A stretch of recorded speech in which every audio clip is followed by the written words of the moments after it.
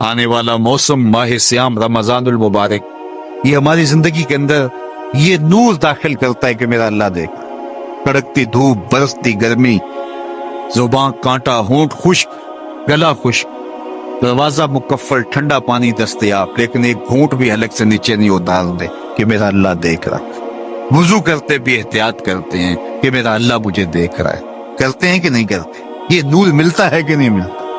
اس کو پھر جذب کر لینا چاہیے تاکہ یہ زندگی میں چھا جائے، کیونکہ جو رمضان میں دیکھتا ہے وہ غیر رمضان میں بھی دیکھتا ہے۔ اور پھر پانی نہیں پیتے کہ اللہ دیکھ رہا ہے، کھانا نہیں کھاتے اللہ دیکھ رہا ہے، لیکن جب آنکھ بھٹکتی ہے تو اس وقت اللہ نہیں دیکھتا، جب خیال بہکتا ہے تو اس وقت اللہ نہیں دیکھتا، رشوت میز کے اوپر سے لے رہے ہوں یا نیچے سے لے رہے ہوں تب نہیں اللہ دیکھ رہا ہوتا، اللہ صرف کھانے اور پینے کو دیکھ رہا ہوتا ہے۔ یہ جو ایک نور آیا ہے اس کو جذب کر لے، پوری زندگی میں پھیلا لے۔ تو اسی لیے رمضان تقوی بانٹتا ہے، روزہ تقوی بانٹتا ہے، زندگی میں نور اور روشنیاں بھر دیتا ہے۔ اقبال نے کہا تھا، حب دولت تلف می سازت زکات، زکات حب دولت کو زائل کرتی ہے، جب اللہ کی راہ میں لٹاؤ گے تو اس سے کم بھی نہیں ہوگا۔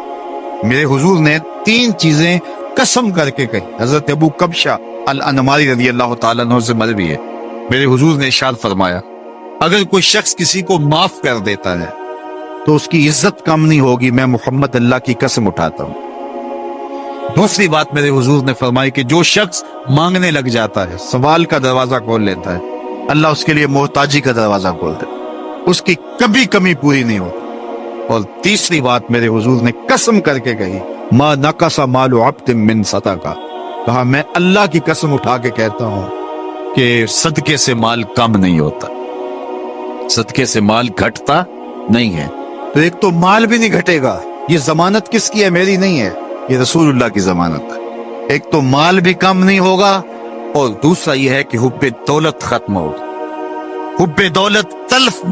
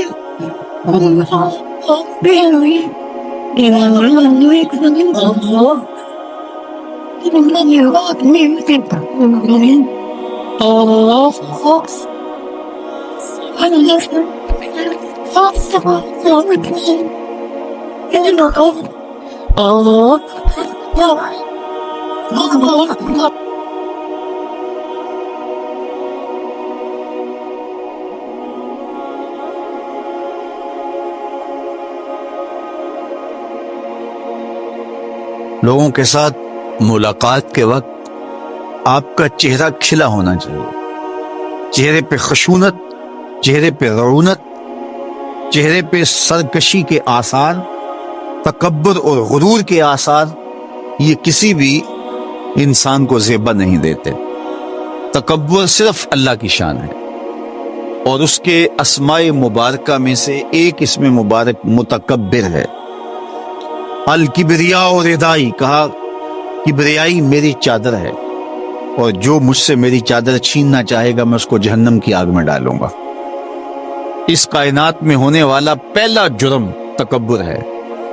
جب ابلیس کو آدم علیہ السلام کے سامنے سجدہ کرنے کا حکم دیا گیا تو اس نے کہا کہ میں تو سجدہ نہیں کروں گا، ابا واستکبر وکان من الکافرین، اس نے انکار کیا بوجہ تکبر، اور تکبر رائی کے دانے کے برابر بھی اللہ کو پسند نہیں ہے۔ اور قیامت کے دن جب لوگ سور اسرافیل سے آغوش موت میں ہوں گے تو اللہ تعالیٰ جل شانہ لوگوں سے خطاب کرے گا، تو اس میں ایک جملہ یہ ہوگا، این المتکبرون، تکبر کرنے والے کہاں ہیں؟ تو لوگ آغوش موت میں ہوں گے، تو کوئی سر نہیں اٹھائے گا۔ اللہ فرمائے گا این الملوک، بادشاہ کہاں ہے؟ کیونکہ زیادہ تکبر بادشاہوں میں، حکمرانوں میں ہوتا ہے۔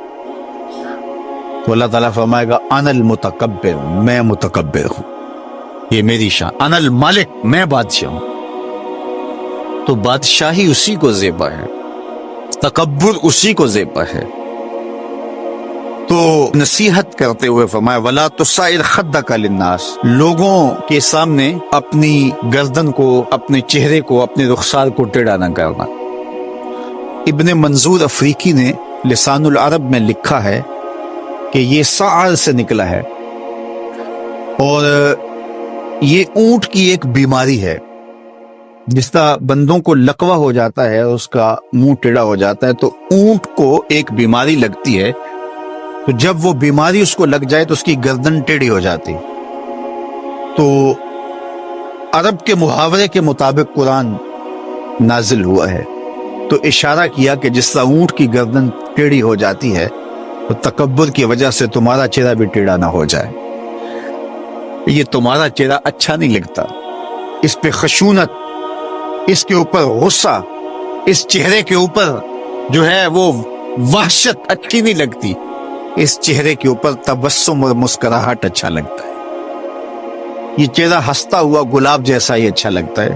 تو اپنے رخسار کو ٹیڑھا نہ کرو، اپنے لہجوں کو خوبصورت بناؤ، آنے والے سے خندہ پیشانی سے ملو، اور لوگوں کے ساتھ تمہارے رویوں کی خوبصورتی تمہارے چہروں سے دکھائی دے۔ علامہ آلوسی کہتے ہیں کہ بعض کا بندہ کسی کے سامنے بچ ہی جاتا ہے، عجز، عاجزی، انکساری، یہ انسانی وصف ہونے چاہیے، لیکن کسی کے لیے اس طرح انسان بس جھکتا ہی جائے کہ اس کی عزت نفس بھی باقی نہ رہے، اور وہ احساس کمتری میں مبتلا ہو جائے، تو یہ بھی انسان کے لائق نہیں ہے۔ تو رخسار کو ٹیڑھا کرنے کا جو ہے وہ مفہوم یہ ہے کہ آپ عجز اختیار کریں، لیکن اس عجز کا یہ مفہوم نہ ہو کہ آپ کی عزت نفس مجروح ہو جائے۔ حکام کے سامنے، شہنشاہوں کے سامنے، بادشاہوں کے سامنے کچھ لوگوں کے رویے اس قدر ہوتے ہیں کہ ان کی غلامانہ ذہنیت ان کے عمل سے، ان کے رویوں سے اور ان کے انداز ملاقات سے ٹپکتی ہے۔ تو جب آپ کسی سے عجز کے ساتھ، محبت کے ساتھ پیش آتے ہیں تو وہ اپنی جگہ، لیکن اس کے اندر تجاوز ایسا نہ ہو کہ آپ کا رخسار ٹیڑھا ہو جائے۔ مطلب کیا ہے کہ آپ حد سے نیچے گر جائیں اور اپنی خودی کو بھی بیچ ڈالیں، تو اس سے بھی منع کیا گیا ہے۔ تو ان دونوں کے درمیان بیلنس رکھیں، تکبر میں بھی مبتلا نہ ہونے پائیں، اور احساس کمتری میں، اور ایسا عجز جو آپ کی خودداری کو بہا کے لے جائے اس میں بھی مبتلا نہ ہونے پائیں۔ وقار کے ساتھ، ادب کے ساتھ، محبت کے ساتھ لوگوں کے ساتھ پیش آئیں۔